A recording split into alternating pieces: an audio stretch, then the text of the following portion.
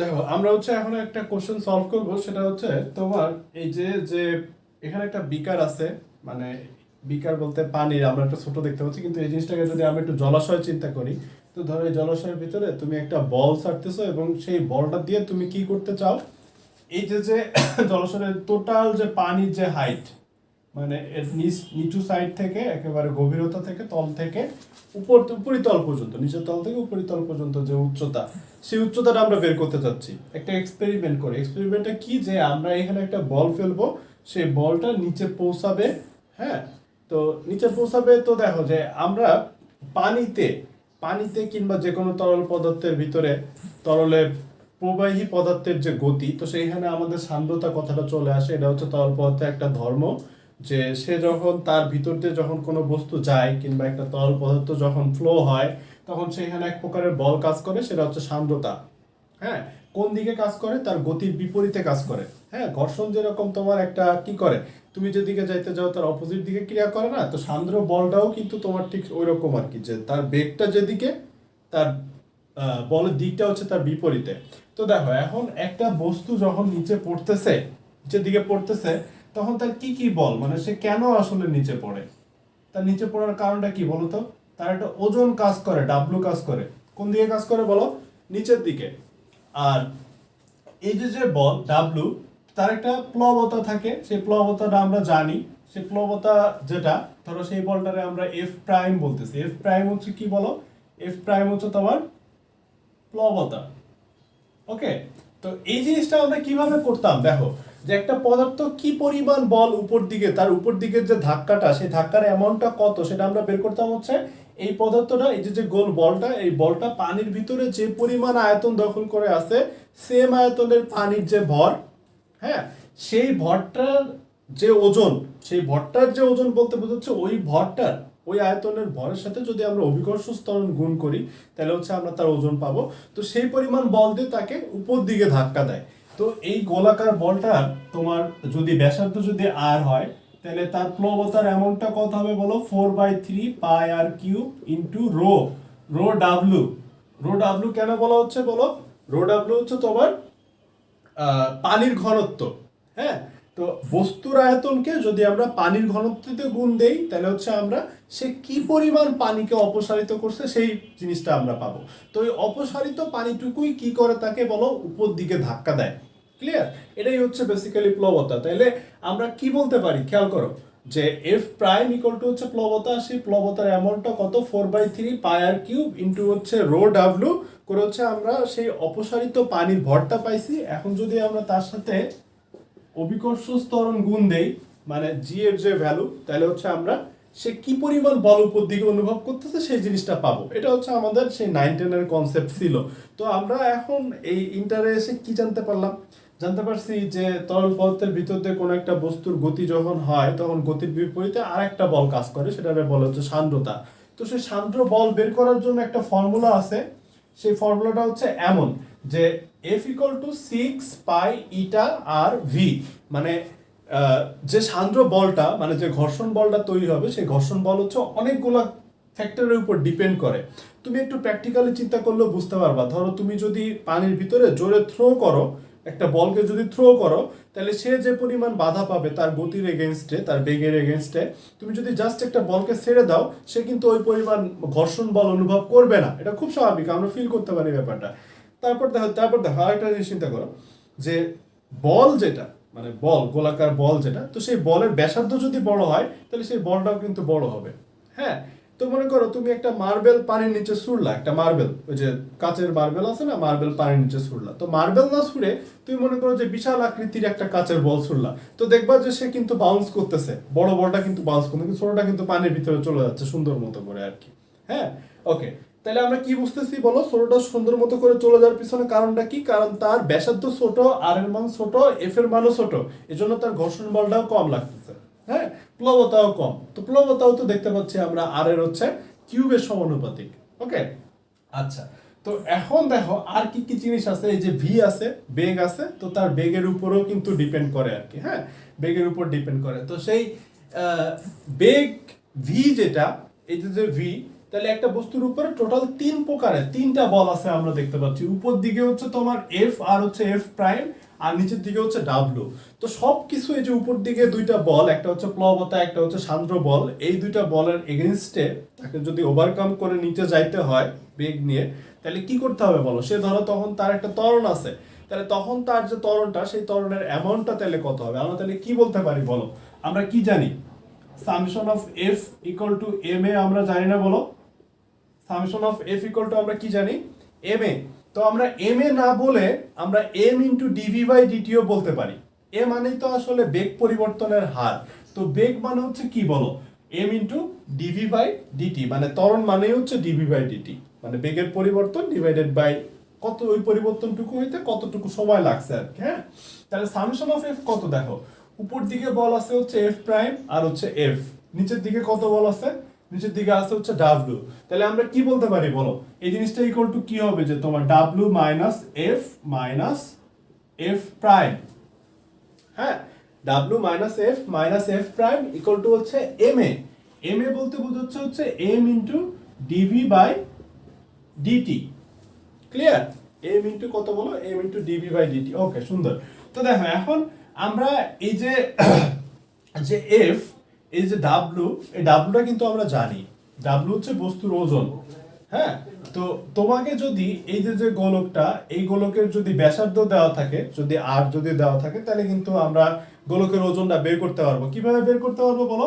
আমরা যদি গোলকের ঘনত্ব জানি 4/3 পাই আর cube into rho.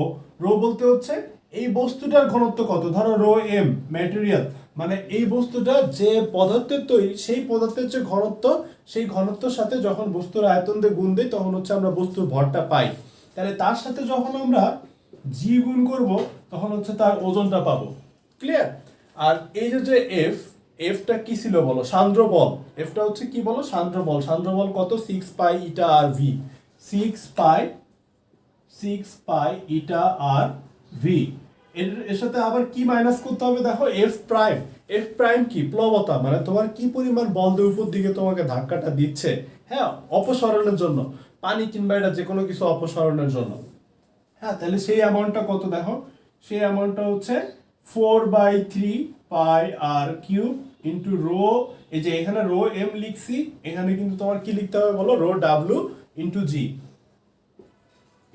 This equals to হচ্ছে m into DV by dt. This equal to কত বলো? m into DV by dt. Clear? Okay, সুন্দর। তো এখন এই ইকুয়েশনটা কখন দেখো, এই ইকুয়েশন দিয়েই কিন্তু বইয়ে আরেকটা ডেরিভেশন করছে। ডেরিভেশনটা কি করছে? সেটা হচ্ছে যে এই যে যে বস্তুটা পড়তেছে, পড়তে পড়তে দেখো তোমার মাথায় একটা কোশ্চেন আসা উচিত। এটা একটা প্র্যাকটিক্যাল জিনিস যে মেঘ থেকে যখন বৃষ্টি, মানে পানির ফোঁটাটা যখন পড়তেছে, আমরা তো জানি যে অভিকর্ষ ত্বরণের জন্য কি হয়, যে প্রত্যেকটা বস্তু সে হচ্ছে প্রত্যেক সেকেন্ডে তার বেগ 9.8 মিটার পার সেকেন্ড করে বাড়ে। হ্যাঁ, যেহেতু অভিকর্ষ ত্বরণের মান 9.8 মিটার পার সেকেন্ড স্কোয়ার। ওকে, ফাইন। তো দেখো এখন তোমার কাছে কোশ্চেন হওয়া উচিত যে বস্তুটা তো আসলে পানির ফোঁটাটা তো তাইলে অনেক উপর থেকে পড়তেছে, তাহলে পানির ফোঁটাটা যখন আস্তে আস্তে আস্তে আস্তে নিচে পড়তেছে, তো নিচে পড়তে পড়তে এক সময় যে কি হয়, যে তার বেগটা অনেক বেশি বেড়ে যাওয়ার কথা না, মানে এত জোরে আসলে পড়ার কথা যে তোমার দেখা যাবে যে গায়ে পড়লে তুমি অনেক বেশি ব্যথা পাচ্ছ। হ্যাঁ, তো এই জিনিসটা কেন হচ্ছে না? এটা না হওয়ার পিছনে কারণটা কি আসলে খেয়াল করো। দেখো যে বস্তুটার বেগ যত বাড়তেছে, সেই বস্তুটা কিন্তু পানি ফোঁটাটা কই দিয়ে পড়তেছে? বায়ু মাধ্যমের ভিতর দিয়ে পড়তেছে। তাহলে বায়ু মাধ্যম কি করতেছে? তারে বাধা দিচ্ছে। কোন দিকে বাধা দিচ্ছে? উপর দিকে বাধা দিচ্ছে।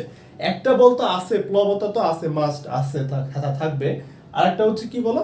তার সান্দ্র বলও আছে।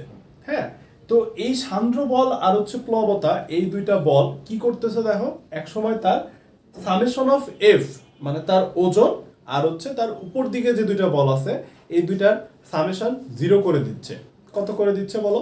0 করে দিচ্ছে। তাহলে 0 করে দিলে তাহলে আমাদের DV by DT, M into DV by DT বলে কিছু থাকবে না, এটা ইকুয়াল টু 0 হয়ে যাবে। তো ওইখান থেকে আমরা একটা বেগ বের করি, প্রান্তিক বেগ কিংবা এটার শেষ বেগও বলা হয়। মানে ওই যে যে বস্তুটা যে টাইমে, যে মোমেন্টে তার উপর লব্ধি বল, যেটা সামেশন অফ এফ 0 হয়ে গেছে, সেই মোমেন্টটাকে সেই মোমেন্টে তার যে বেগ লাভ করছে সেই বেগটাকে বলা হচ্ছে প্রান্তিক বেগ, মানে এরপরে তার আর বেগ বাড়বে না। কেন বাড়বে না? কারণ তার ত্বরণ শূন্য হয়ে গেছে। ত্বরণ কেন শূন্য হয়েছে?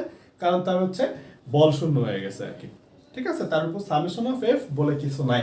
ওকে, তো এই যে প্রান্তিক বেগ, এই প্রান্তিক বেগ বের করার একটা ফর্মুলা আছে। ফর্মুলাটা কি বলো? 2/9 r square ρ1 minus ρ2 into G by eta. এটা হচ্ছে এরকম একটা প্রান্তিক বেগ বের করার একটা ফর্মুলা আছে। এই ফর্মুলাটাও কিন্তু বেসিক্যালি এই যে তুমি m into DB by DT equal to 0 বসাও, বসালেই কিন্তু তুমি ওই ফর্মুলাটা কিন্তু এটা তুমি পেয়ে যাবা। ক্লিয়ার? ওকে, তো আমরা তাহলে এখন দেখো এখানে আমাদের তাহলে কি বের করতে হবে আসলে। এখানে আমাদের কি বের করতে বলছে, আমরা কোশ্চেনটা একটু পড়ি। এখানে এই কোশ্চেনটা বইটা আসছিল। কোশ্চেনটা কি ছিল আমি একটু মুখে বলি, তারপর দরকার হলে এখানেও লিখতেছি। হ্যাঁ, তাহলে আমরা কোন ইকুয়েশন ফলো করে বের করব বলো? এই যে ইকুয়েশনটা, এই ইকুয়েশনটা থেকে আমরা অঙ্কটা করব। কোশ্চেনটা আমরা একটু পড়ার চেষ্টা করি। দেখো, পানির গভীরতা মাপার জন্য একটি জলাশয়ে পানির পৃষ্ঠ থেকে খেয়াল রাখতে হবে, মানে এটা তো এই সাইডে আর কি ছোট করে, তাহলে এই পাশে লেখা যাবে। ওকে, তো এটা হচ্ছে তোমার সেই জলাশয়। পানির পৃষ্ঠ থেকে মানে হচ্ছে যে এখান থেকে একটা 0.005 ব্যাসার্ধের, মানে এই যে পানির ফোঁটাটা, একটা বলের যে ব্যাসার্ধ পানির পৃষ্ঠ হতে এত ব্যাসার্ধের, এবং 2.5 10³ কেজি পার মিটার কিউব ঘনত্বের একটি বল ছেড়ে দেওয়া হলো। হ্যাঁ, মানে এই যে বলটা তার ব্যাসার্ধ দেওয়া আছে, তার ব্যাসার্ধ কত দেওয়া আছে বলো? ব্যাসার্ধ দেওয়া আছে হচ্ছে 0.005, আর তার যে ঘনত্ব মানে রো এম, যেটা তার ম্যাটেরিয়ালের যে ঘনত্ব, সে ঘনত্ব দেওয়া আছে 2.5 into 10³ KG per metre cube. 10³ একটা লিখলাম না, এখানে লেখার জায়গা নেই, কেজি পার মিটার কিউবে আছে। ওকে, বলটা ছেড়ে দেওয়া হলো, জাস্ট ছেড়ে দিছো, মানে ওই সময় তার যে আদি বেগ, মানে তুমি তার থ্রো করো না, জাস্ট ধরছো, পানির পৃষ্ঠ নিয়ে তুমি ছেড়ে দিছো। ওকে ফাইন, মানে তার আদি বেগ 0। তো এখন এরপর বলছে যে 10 সেকেন্ড পর বলটি জলাশয়ের তলায় পড়লো। 10 সেকেন্ড পর কি বলছে বলো? 10 সেকেন্ড পর বলটি জলাশয়ের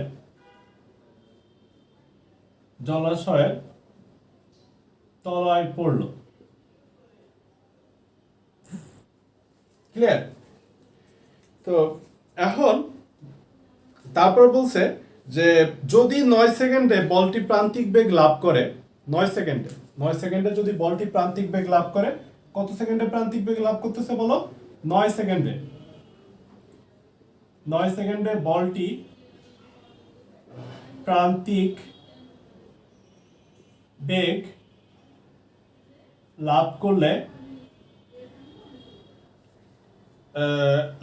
জলাশয়ের গভীরতা কত? জলাশয়ের গভীরতা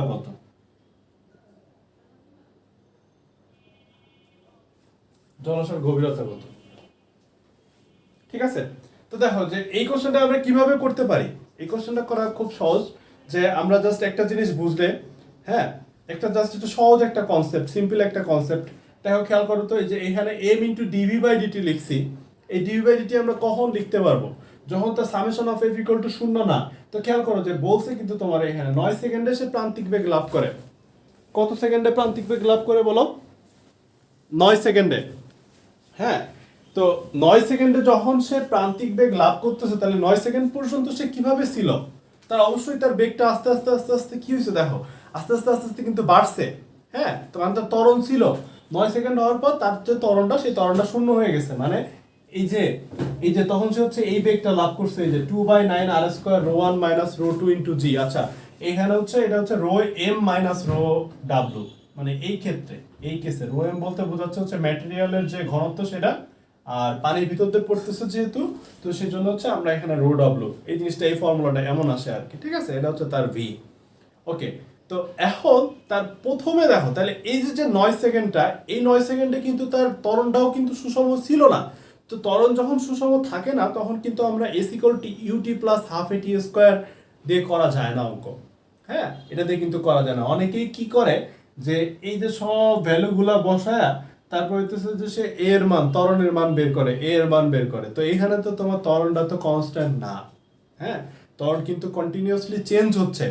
মানে S equal to UT plus half ET square কিসের জন্য? সুষম ত্বরণের জন্য। তো ত্বরণ যদি সুষম না হয় তাহলে S equal to UT plus half ET square তুমি বসাতে পারবা না। তাহলে সেই ক্ষেত্রে তাহলে দেখো, তাহলে এখন তোমার একটার সাথে একটা জিনিস কতটা রিলেটেড, যে তাহলে আমাদের এই ক্ষেত্রে তাহলে আমাদের কিভাবে করতে হবে? আমাদের করতে হবে হচ্ছে যে দূরত্ব আমরা বের করতে পারি কিভাবে বলো? ভিডিটি, ইন্টিগ্রেশন অফ ভিডিটি, মানে ডিএস ইকুয়াল টু যদি ভিডিটি হয় তাহলে টোটাল ডিএস তো একটা দূরত্বের খুব ছোট একটা অংশ, তাহলে ডিএস এস মানে হচ্ছে ইন্টিগ্রেশন অফ ডিএস, মানে অনেকগুলো ছোট ছোট ছোট ছোট ডিএস কে যোগ করলে আমরা এস পাবো। তাহলে ইন্টিগ্রেশন অফ ডিএস মানে হচ্ছে ইন্টিগ্রেশন অফ ভিডিটি। তাহলে ইন্টিগ্রেশন অফ ভিডিটিটা কত সেই জিনিসটা হচ্ছে তোমার বের করতে হবে। ক্লিয়ার? ওকে, তো সেই ইন্টিগ্রেশন অফ ভিডিটি বের করার জন্য দেখো এখান থেকে কিন্তু তুমি সেই ডিভি কিন্তু তুমি জানো, ডিভি তুমি জানো না?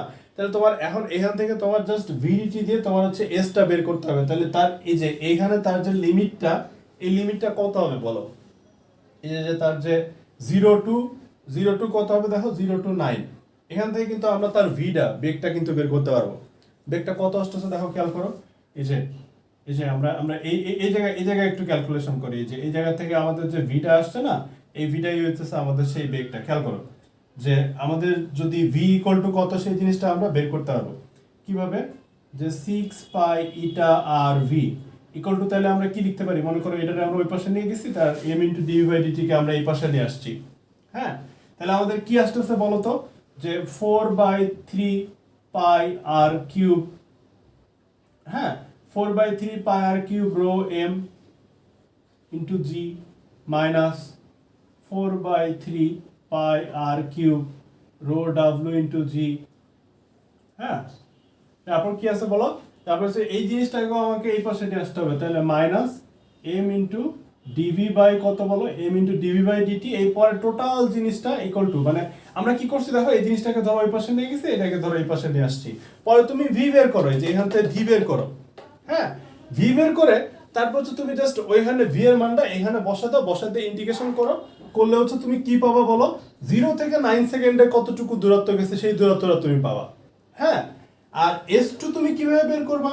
লাস্টের যে 1 সেকেন্ড, সেই 1 সেকেন্ডে সে কি সে প্রান্তিক বেগে গেছে না? তো প্রান্তিক বেগ বের করার জন্য তো একটা ফর্মুলা আছে, 2/9 r square rho s minus rho w into g into হচ্ছে এটা ডিভাইডেড বাই এটা। তো এখান থেকে কিন্তু আমরা তার যে প্রান্তিক বেগটা আছে সেটা বের করে ফেলতে পারবো। তাহলে আমাদের টোটাল জলাশয়ের যে দূরত্ব, সে জলাশয়ের প্রথম 9 সেকেন্ডে সে মনে করো এতটুকু গেছে, এটুকু হচ্ছে তোমার S1, আর শেষ সেকেন্ডে মনে করো সে এতটুকু গেছে, এটা হচ্ছে তোমার S2।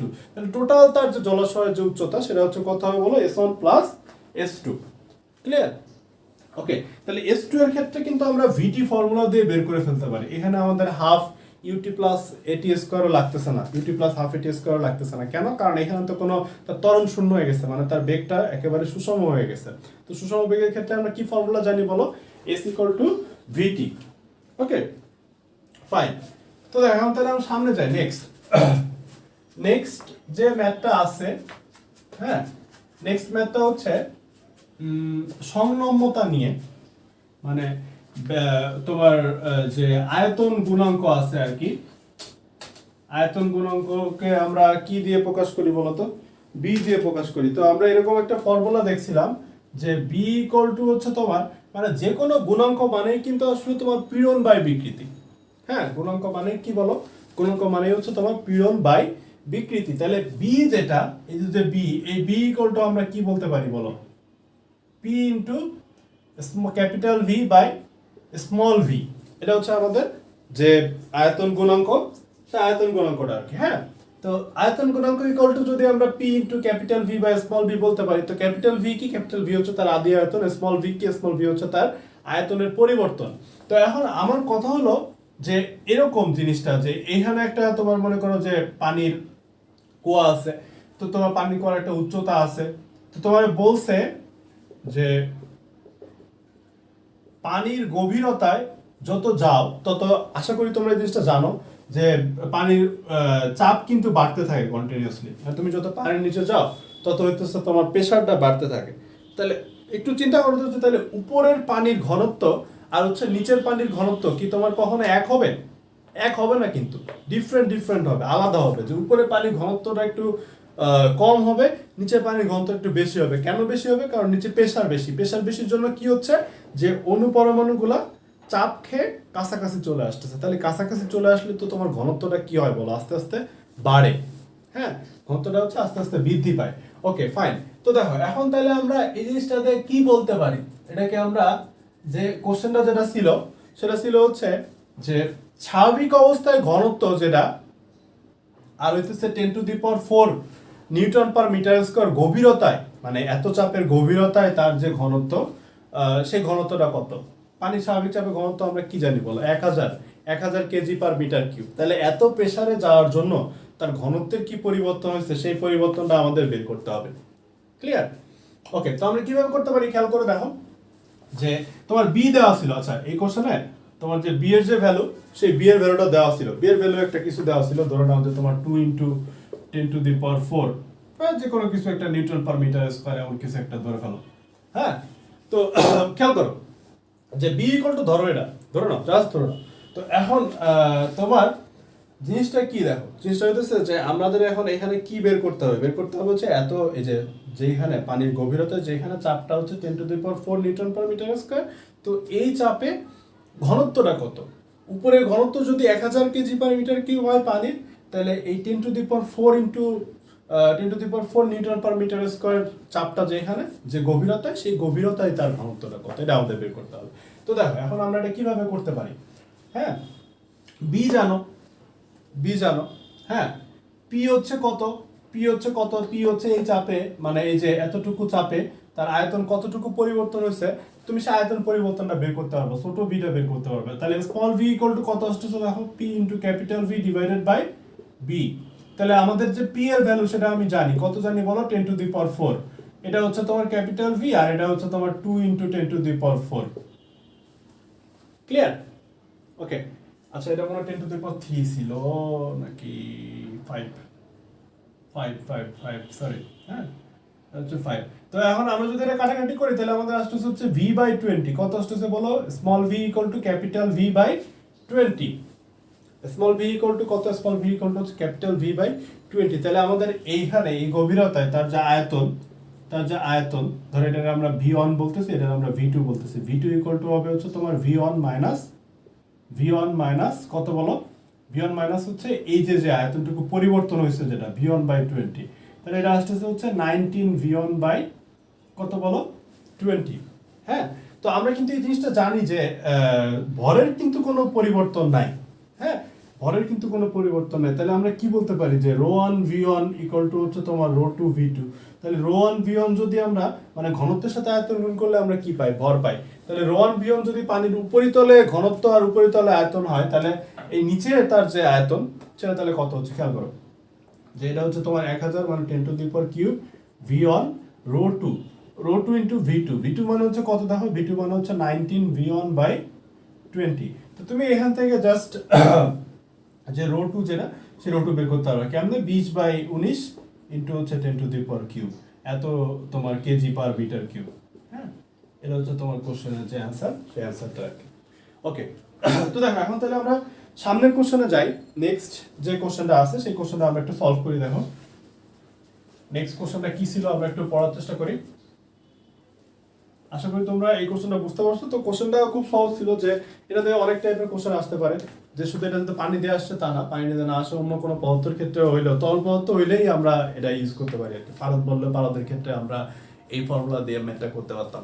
ওকে, তো এরপর কোশ্চেনটা আমি একটু লিখি। দেখো এরপর কোশ্চেনটা কি ছিল, যে তোমার 2 মিলিমিটার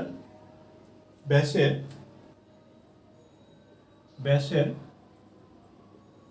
ইস্পাতের তারের দৈর্ঘ্য, ইস্পাতের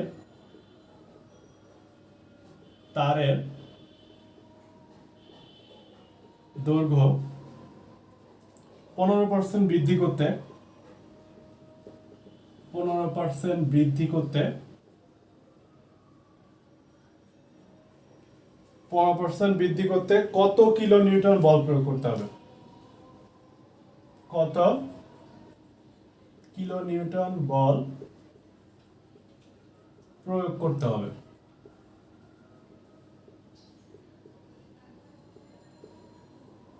কত কিলো নিউটন বল প্রয়োগ করতে হবে, ঠিক আছে? তো এখানে কিছু ইনফরমেশন দেওয়া ছিল, এতে তারের ব্যাসের কি পরিবর্তন হবে এটাও বের করতে বলছে। এতে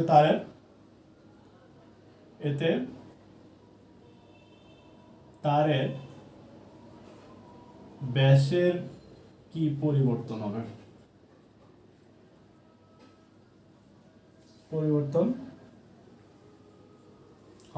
তো এখানে দুটো ইনফরমেশন দেওয়া ছিল, সেটা হচ্ছে ইয়াং এর গুণাঙ্ক দেওয়া আছে, তারের ইয়াং এর গুণাঙ্ক দেওয়া আছে, ওয়াই দেওয়া আছে, ওয়াই ইকুয়াল টু দেওয়া আছে হচ্ছে 2 × 10⁻11 নিউটন পার মিটার স্কয়ার, আর তার পয়সনের অনুপাত দেওয়া আছে, পয়সনের অনুপাত দেওয়া আছে হচ্ছে 0.25। পয়সনের অনুপাত কেন দেওয়া আছে এটা তোমরা কোশ্চেন দিয়ে হয়তো অনেকে বুঝতে পারতেছো যে তারের ব্যাসের পরিবর্তন বের করতে বলছে।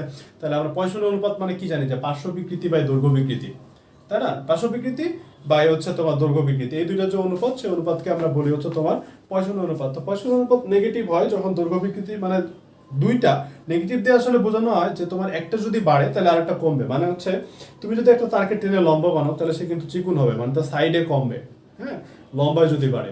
আর লম্বায় যদি কমো মানে তুমি যদি দুই পাশ দিয়ে যদি চাপ দাও তখন সে কিন্তু মোটা হয়ে যাবে, মানে তার সাইজে বাড়তেছে, পাশে বাড়তেছে, সাইডে বাড়তেছে, কিন্তু তার লম্বায় কমে যাচ্ছে। তো একটা পজিটিভ হলে একটা নেগেটিভ, যাই হোক ওটা না চিন্তা করা দরকার নেই, পজিটিভ নেগেটিভ আসলে এই কোশ্চেন সলভ করার জন্য লাগবে না।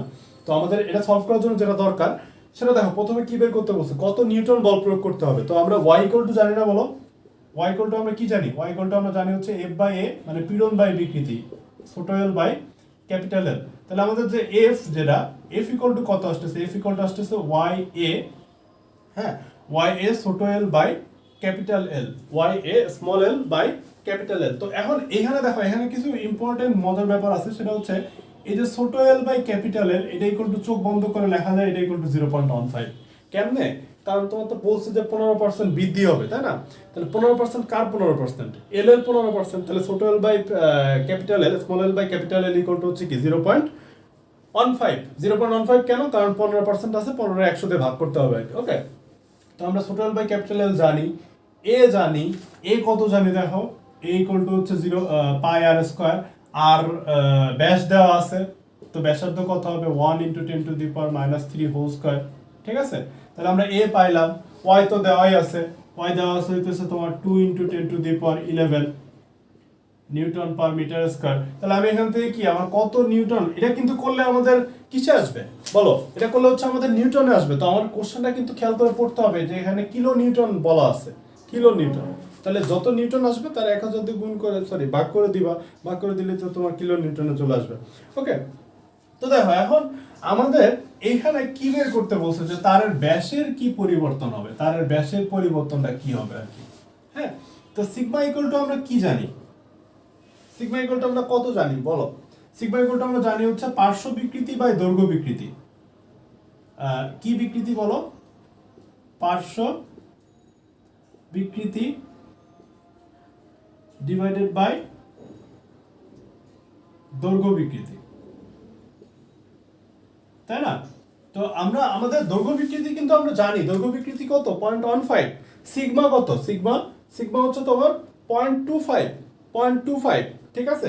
তাহলে তার ব্যাসের যে পরিবর্তন সেটা কত পার্সেন্ট হবে, সে পার্সেন্টেজ আমরা বের করতে পারবো। কিভাবে বের করতে পারবো বলো, পার্শ্ব বিকৃতি ইকুয়াল টু যেটা আসবে, পার্শ্ব বিকৃতি ইকুয়াল টু হচ্ছে দেখো সিগমার সাথে জাস্ট দৈর্ঘ্য বিকৃতিটা গুণ হয়ে যাচ্ছে, মানে 0.15 ইনটু সিগমা হচ্ছে তোমার 0.25, 0.25 এর সাথে তুমি 100 গুণ দাও, 100 গুণ দাও, হ্যাঁ?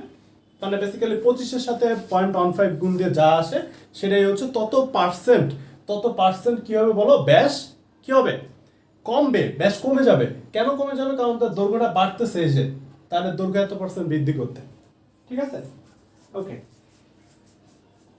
আচ্ছা, তো এখানে অনেকে এটা নিয়ে কনফিউশন, নেগেটিভ মাইনাস টাইনাস। তো দেখো ব্যাপারটা কি, দৈর্ঘ্য যখন বাড়তেছে, দৈর্ঘ্যের ভ্যালু যদি তুমি পজিটিভ বসাও তাহলে এখানে মাইনাসটার জন্য আলটিমেটলি মানে তোমার ওইসব ফর্মুলা হিসাব করা লাগতেছে না যে দৈর্ঘ্য বাড়লে প্রস্থ কমবে কি বাড়বে। তো এই মাইনাসটা যদি থাকে তাহলে আলটিমেটলি কিন্তু পার্শ্ব বিকৃতির ভ্যালুটা কিন্তু তোমার নেগেটিভ আসছে যদি তুমি মাইনাসটা ইউজ করো। তো তাহলে তোমার চিন্তা করা লাগতেছে না যে দৈর্ঘ্য বাড়লে প্রস্থ কি হবে, মানে পার্শ্ব কি হবে, সাইডে কি হবে, হ্যাঁ? বুঝতে পারছো? তো এই জন্য আসলে অনেকে মাইনাস দেয়। তো ফাইনালি অ্যান্সারটা নেগেটিভ আসে, মাইনাস আসে। তো মাইনাস দিয়ে বোঝায় যে পার্শ্ব বিকৃতি যেটা হয়েছে সেটা হচ্ছে সাইডে কমে গেছে।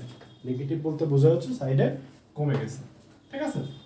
ওকে, তো দেখো এখন তাহলে আমরা সামনের কোশ্চেনে যাই। নেক্সট একটা কোশ্চেন, সেই কোশ্চেনটা হচ্ছে মানে দুই জায়গার ভিতর দিয়ে মনে করো এখানে একটা তোমার পানির ট্যাঙ্কি থাকে না, তো সেই পানির ট্যাঙ্কির এই জায়গায় একটা দেওয়াল আছে, সেই দেওয়ালের পরে এখানে কিছু দূর হচ্ছে তোমার পানি আছে, এই জায়গা হচ্ছে তোমার পানি, এর ভিতরে হচ্ছে পানি, এদিক দিয়ে একটা শব্দ আসতেছে, এদিক দিয়ে একটা শব্দ আসতেছে।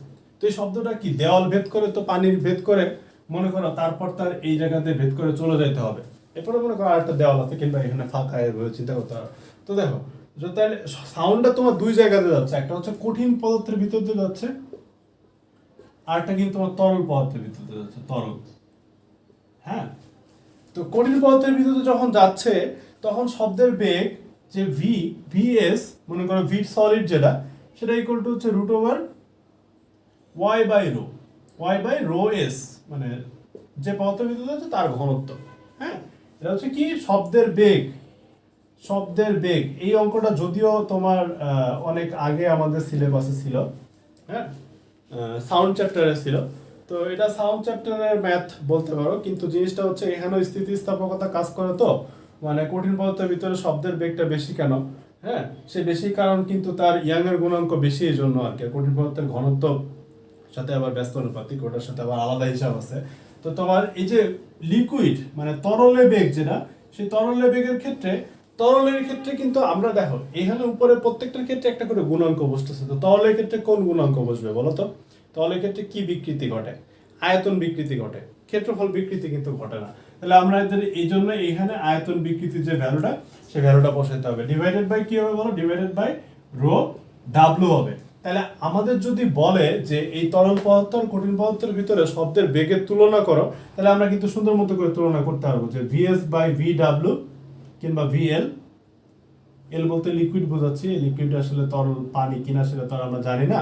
তো VS by VL equal to হচ্ছে কত হবে বলো? Root over gamma by beta into root over কি হবে বলো? রো এল বাই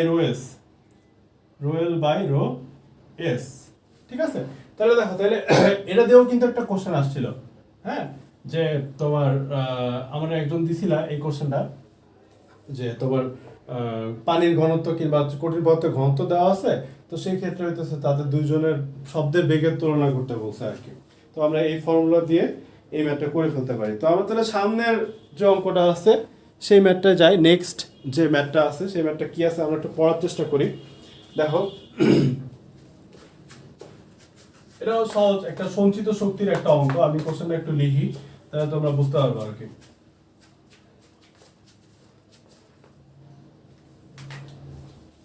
দেখো, কোশ্চেনটা হচ্ছে এমন টাইপের কোশ্চেন ছিল, তোমার 1 মিটার লম্বা ও 1 মিলিমিটার ব্যাসের 1 মিলিমিটার ব্যাসের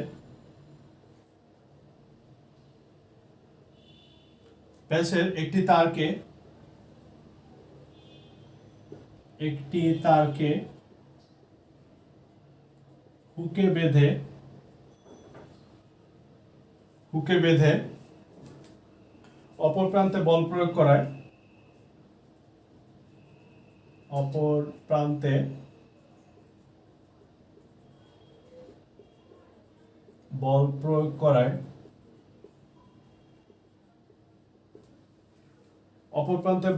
করায় তোমার কি হচ্ছে যে এটি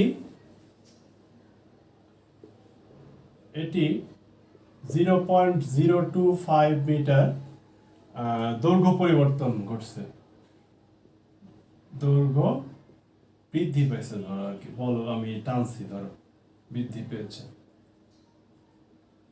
এখন কোশ্চেন হলো যে তারটির ইয়াংয়ের গুণাঙ্ক মানে ওয়াই দেওয়া আছে, তারের যে ওয়াই, সে ইয়াংয়ের গুণাঙ্ক সেটা দেওয়া আছে 2 × 10⁻11 নিউটন পার মিটার স্কয়ার, এই ভ্যালুটা দেওয়া আছে। তো তোমার বলছে যে কৃতকাজের মান বের করো। কৃতকাজ, এটা খুব সহজ একটা অঙ্ক। কৃতকাজের মান কৃতকাজের মান আমরা কিভাবে বের করতে পারবো বলো? y equal to half y a small l square by capital L। কথা হলো এটা কই থেকে আসছে, যে w ইকুয়াল টু এটা কই থেকে আসছে? দেখো w ইকুয়াল টু আমরা কি জানি, integration of f into dx। এটা আমরা কখন ইউজ করি বলো তো? f ইনটু x হচ্ছে যখন f ও ফিক্সড x ও ফিক্সড। তো আর f ডট dx দিয়ে আমরা কখন করি, integration of f dot dx দিয়ে? এটা হচ্ছে যখন আমাদের বলটা হচ্ছে পরিবর্তনশীল বল দ্বারা কৃতকাজ বের করি। তো এখানে বল কিন্তু পরিবর্তনশীল। বল কেমনে পরিবর্তনশীল দেখো, আমরা এই যে y ইকুয়াল টু কি জানি, যে f by a divided by ছোট l বাই ক্যাপিটাল L। এটা তো আমরা জানি। তো আমাদের y ইকুয়াল টু তাহলে কত আসতেছে, f into capital L by a into small l। তাহলে আমাদের f ইকুয়াল টু কত আসতেছে খেয়াল করো, f ইকুয়াল টু আসতেছে হচ্ছে y a small l by capital L। ঠিক আছে? তো এই খেয়াল করো যে y a l কনস্ট্যান্টও যদি থাকে তাহলে স্মল l এর সাথে f কিন্তু ভ্যারি করতেছে। স্মল l পরিবর্তন হলে l ও কিন্তু f ও পরিবর্তন হচ্ছে। তাহলে এটা হচ্ছে কি, যে যে কাজটা আমরা করতেছি মানে তারকে টেনে যে তার বড় বৃদ্ধি করতেছি, তাহলে এটা হচ্ছে একটা পরিবর্তনশীল বল। মানে আমি যত বেশি টানবো মানে সেটা যত বেশি বড় হবে, তার দৈর্ঘ্য বৃদ্ধি যতটুকু হবে আমার তত বেশি পরিমাণ বল দিতে হবে। হ্যাঁ, ওকে।